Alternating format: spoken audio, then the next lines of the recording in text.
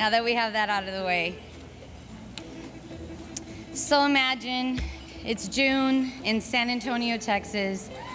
Shout out San Antonio, go Spurs. You're a high school cheerleader and you work at the mall and you've just graduated. And exactly 1 month later, you find yourself signing a height waiver because you're too short to enlist in the military.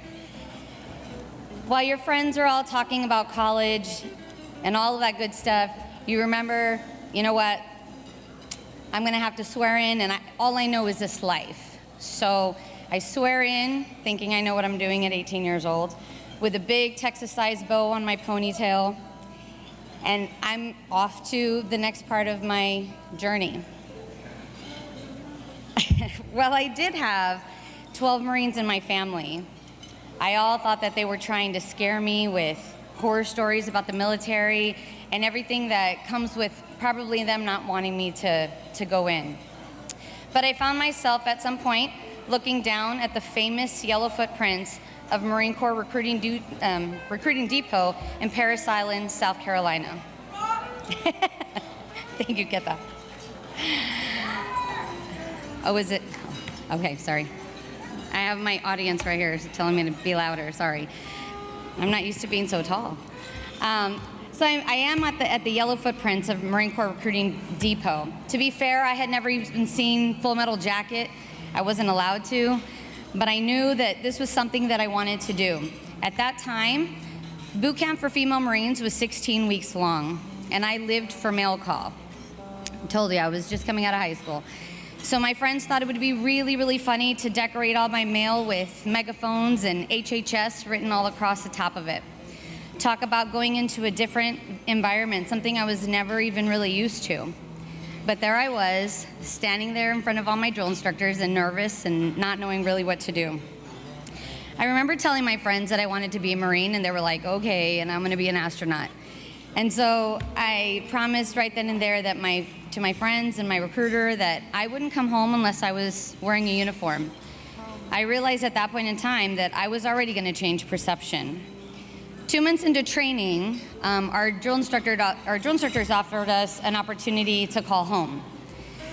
This would be my one and only opportunity to make a phone call in 4 months.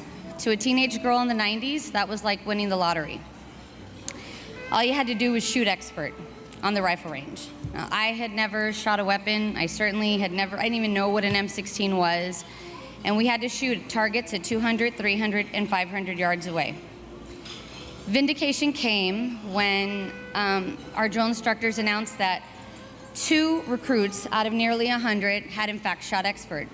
So the next thing I heard was, Martinez, get up here. The cheerleader inside of me wanted to do spirit fingers and be all excited, but the 1,000 push-ups I had already done for my decorated mail kept me very composed.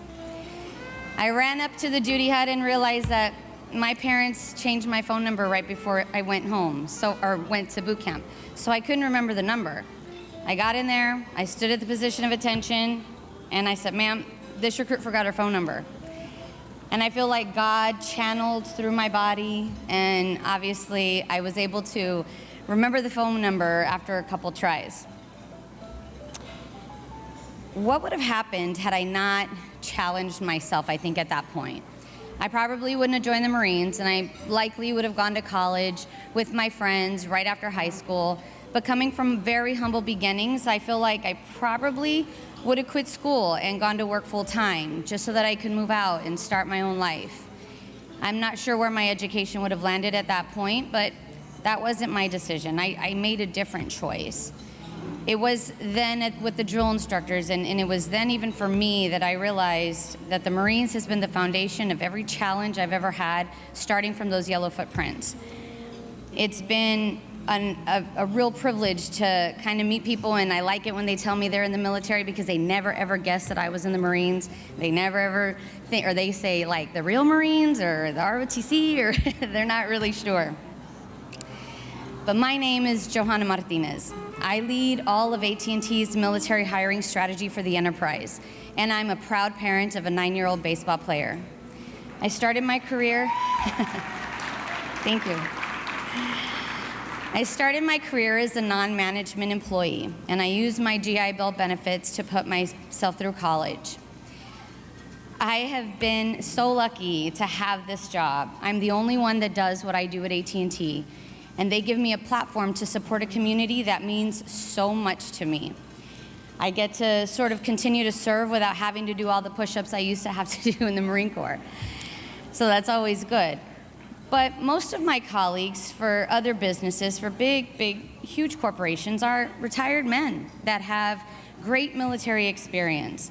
And they're West Point graduates and they're Naval Academy graduates, and that's fantastic, and they're a tremendous value to their business. At AT&T, I am extremely honored to represent AT&T veterans.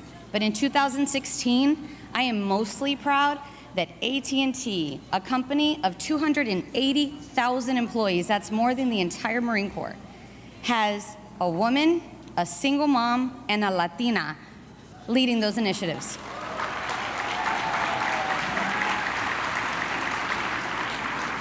We've hired over 11,000 veterans in just 3.5 years. That kind of dedication landed us an invitation to the White House, where I was able to meet First Lady Michelle Obama and Dr. Jill Biden. We decided to, at that point, double down our commitment, and we will be hiring 20,000 veterans by the year 2020.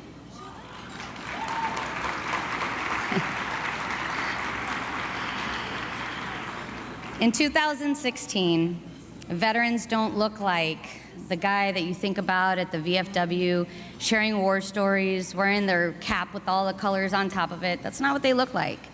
In 2016, they've served 1 or 2 tours, and they look like me. They're women, they're single parents, and they're minorities.